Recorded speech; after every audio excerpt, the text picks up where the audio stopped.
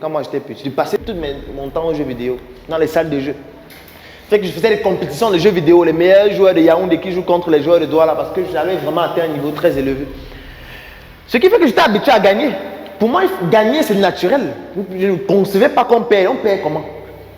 Donc quand je jouais et quelqu'un venait mettre son argent, moi je savais que je vais le gagner. Et il dépend. Il y a des fois je joue avec quelqu'un, il dépense 2000, je ne fais que le gagner à chaque fois. Jusqu'à il se découvre, les gens viennent jouer, je fais qu'il ait gagné. Et un jour, j'ai joué avec un ami. Je mets 25, puisqu'on mettait 25 pour jouer. Je mets 25, mais 25, un jour je le gagne, un jour je le gagne. Il ne fait que mettre de l'argent, je fais que gagner. Il avait à dépenser 2000, 3000, 4000, je fais que gagner à chaque fois, il ne fait que mettre de l'argent. Après un moment donné, il m'a gagné. Quand il m'a gagné, j'ai tapé la machine très fort jusqu'à l'écran s'est cassé. En disant, mais comment il fait pour me gagner? Et il m'a dit quelque chose que je n'ai jamais oublié jusqu'à ce jour. Que tu penses que tu vas toujours gagner. Il faut savoir qu'il y a des moments où on ne gagne pas. Il y a des moments où on perd aussi. Moi, j'ai déjà dépensé plus de 5000. Toi, tu ne joues qu'avec 25 depuis.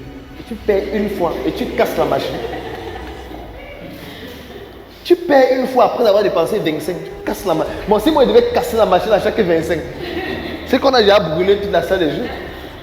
Il faut savoir qu'on ne gagne pas toujours. Et depuis le jour-là, je n'ai jamais oublié ça. Ce qui fait qu'il y a des fois, quand je fais quelque chose, ça ne fonctionne pas. Je dis, bon, ok. Il y a des moments où ça ne fonctionne pas. Mais ça ne veut pas dire qu'on arrête de continuer de se battre. On tire la leçon, on essaie de comprendre qu'est-ce qui a fait en sorte que ça ne fonctionne pas. Est-ce que j'ai mal joué? Est-ce que peut-être à ce moment donné, j'étais déconcentré? Est-ce que j'étais déjà fatigué? Est-ce qu'il n'y a pas de nouvelles stratégies que je dois utiliser pour pouvoir toujours gagner après? Mais il ne faut pas que l'échec soit une fatalité, puisque l'échec, ça fait partie de l'aventure. Donc il faut féliciter vos enfants quand ils échouent. Mais pas féliciter pour qu'ils continuent d'échouer, non. C'est ça, il ne faut pas retenir ça comme ça.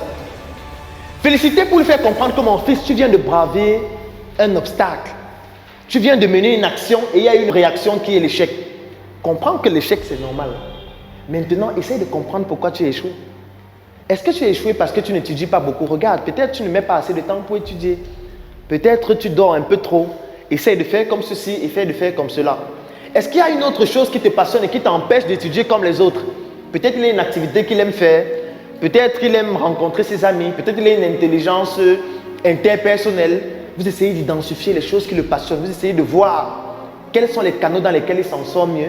Et vous essayez de trouver des moyens pour qu'il puisse remonter la pente progressivement, mais en étant passionné et en sachant que je viens d'apprendre quelque chose et je dois me baser de cela pour pouvoir plus tard rebondir moi-même sans même plus avoir besoin de maman ou de papa.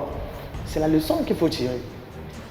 Sauf que si vous rentrez à la maison ce soir et votre enfant, vous le voyez en train de grimper sur un arbre et il tombe, qu'est-ce que vous allez dire? Il t'avait déjà dit de ne plus monter sur l'arbre aussi. Regarde maintenant, tu t'es cassé le bras. Qu'est-ce qui se passe après? Après, il n'essaye plus. Après, il ne monte plus. C'est-à-dire que plus vous le faites, plus ça construit la peur de l'échec. La peur de prendre des risques. Il ne prend plus de risques. Et quand on ne prend plus de risques, qu'est-ce qui se passe? On ne peut pas entreprendre. C'est impossible en fait. Et c'est ça que le système éducatif construit. La peur de prendre des risques. On vous met dans un conformisme. Voici comment il faut faire. Ne sors pas de là. Non, ceux qui font ça, c'est dangereux. Fais seulement comme ça. Et qui dit fais seulement comme ça, dit que tu vas vouloir la sécurité après, le matricule. Et quand tu n'auras pas le matricule, tu auras l'impression que tu ne peux plus rien faire.